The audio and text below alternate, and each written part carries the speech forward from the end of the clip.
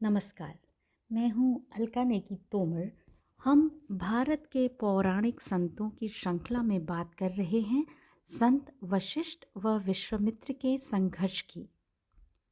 आगे बढ़ने से पहले निवेदन करना चाहूँगी कि आप इस चैनल को लाइक, शेयर और सब्सक्राइब अवश्य करें। एक बार की बात है कि राजा कौशिक अपनी सेना सहित एक जंगल से होते हुए अपने राज्य को प्रयाण कर रहे थे। रास्ते में उन्होंने संत वशिष्ठ के आश्रम में शरण ली। एक आश्रम में राजसी स्वागत पाकर राजा चकित हुए।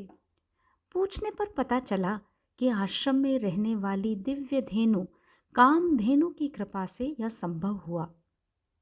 तब राजा ने आचार्य से धेनु को राज्य के लिए मांगा, परंतु गुरु वशिष्ठ ने इनकार कर दिया। जब राजा उन्हें साम और दान से न मना सके तो दंड का प्रयोग करने की सोची, परंतु वे इस दिव्य धेनु को छू भी न पाए। राजा कौशिक इस हार से हीनता का अनुभव करने लगे। उन्होंने वशिष्ठ ऋषि के आश्रम पर आक्रमण करने की सोची। दुर्भाग्य से इस बार भी वे लड़ाई में वशिष्ठ ऋषि से बुरी तरह से मात खा गए। राजा आश्चर्यचकित रह गए कि किस प्रकार ऋषि के ब्रह्मदंड ने उनके सारे अस्त्रों को अपने में समाहित कर लिया और आश्रम यथावत रहा।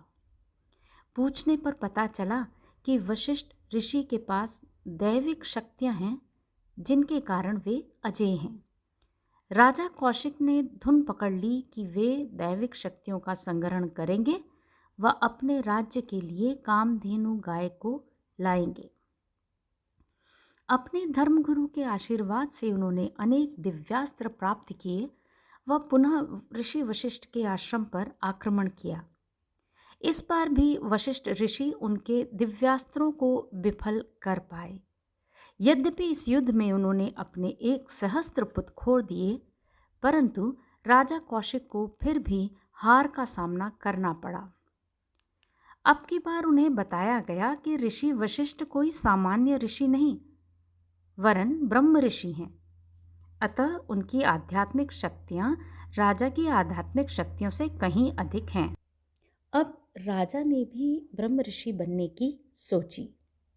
राजा कौशिक ने अपना राजपाट त्याग कर गेरुआ वस्त्र धारण कर लिया।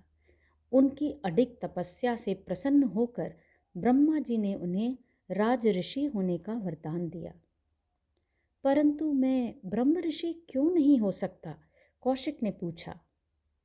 क्योंकि तुम में राजा होने के गुण अधिक हैं, ब्रह्मा जी ने उत्तर दिया। कौशिक ने ब्रह्मा जी के वचनों पर ध्यान दिया व वे समझ गए कि ब्रह्म ऋषि होने के लिए उन्हें ब्राह्मणों वाले गुणों को अपने में जगाना होगा। उन्होंने अपने में धैर्य, करुणा, सहानुभूति जैसे सात्विक प्रवृत्तियों को पुष्ट किया। सतत तप में लगे हुए कौशिक अब विश्वामित्र के नाम से जाने जाने लगे। इस बार इंद्र उनके तप से डर गए। उन्होंने मेनका नाम की अति सुंदर व कलावंत अप्सरा को विश्वामित्र का तप भंग करने के लिए भेजा। मेनका को देखते ही विश्वामित्र उनके प्रेम में मुग्ध हो गए व उन्होंने उनसे विवाह कर लिया। इस मिलन से एक पुत्री शकुंतला ने जन्म लिया। जब विश्वामित्र को मेनका के रहस्य का पता चला तो उन्होंने अपना सिर धुन लिया। उनके तपों का ह्रास हो चुका था। विश्वामित्र ने पुनः अपना तप प्रारंभ किया। अब उन्होंने जाना कि उन्हें ब्रह्म ऋषि बनने के लिए ऋषि वशिष्ठ की गतिविधियों का सूक्ष्म निरीक्षण करना चाहिए व उन्हीं का अनुसरण करना चाहिए। यह सोचकर वे वशिष्ठ ऋषि के आश्रम में गए।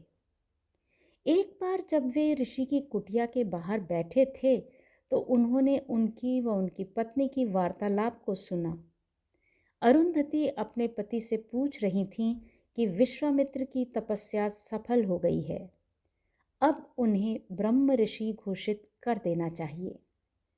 इस पर वशिष्ठ ने उत्तर दिया कि वे तो सब प्रकार से सिद्ध हैं, परंतु मैं नहीं मरा। यह सुनते ही विश्वामित्र क्रोध से जल उठे। तो वशिष्ठ के मरने तक मैं ब्रह्म ऋषि नहीं बन सकता? उन्होंने तुरंत पास रखी हंसिया उठाई व वशिष्ठ को मारने चले। कुटिया में कदम रखते ही उन्हें ठोकर लगी व वे वशिष्ठ ऋषि के चरणों में गिर पड़े। वशिष्ठ ऋषि चौंके, परंतु फिर संयत होकर उन्होंने यह कहते हुए विश्वामित्र को गले लगा लिया कि उठो ब्रह्म ऋषि विश्वामित्र। जैसे ही विश्वामित्र ने ये वाक्य सुना, तुरंत ही उन्हें ज्ञान हुआ कि उनके ब्रह्म ऋषि बनने में ऋषि वशिष्ठ बाधा नहीं थे, वह तो उनका स्वयं का अहम या मैं था। जैसे ही वे ऋषि चरणों में गिरे, उनका मैं समाप्त हो गया। वह वशिष्ठ ही वे ऋषि बने जिन्होंने उन्हें ब्रह्म ऋषि का पद प्रदान किया। संतों की संगत अति शुभदायी होती है। इनका प्रेम तो प्रेम, इनका बैर भी असंभव को संभव कर देता है। एक संत से बैर लेकर राजा कौशिक ब्रह्म ऋषि बने और संत विश्वामित्र के वैमनस्य के कारण वशिष्ठ ने स्वयं को सर्वाधिक क्षमाशील व दया निधान सिद्ध किया। आज के लिए इतना ही। स्वच्छ रहें, स्वस्थ रहें व कमेंट बॉक्स में अपने विचार डालते रहें। तब तक नमस्कार।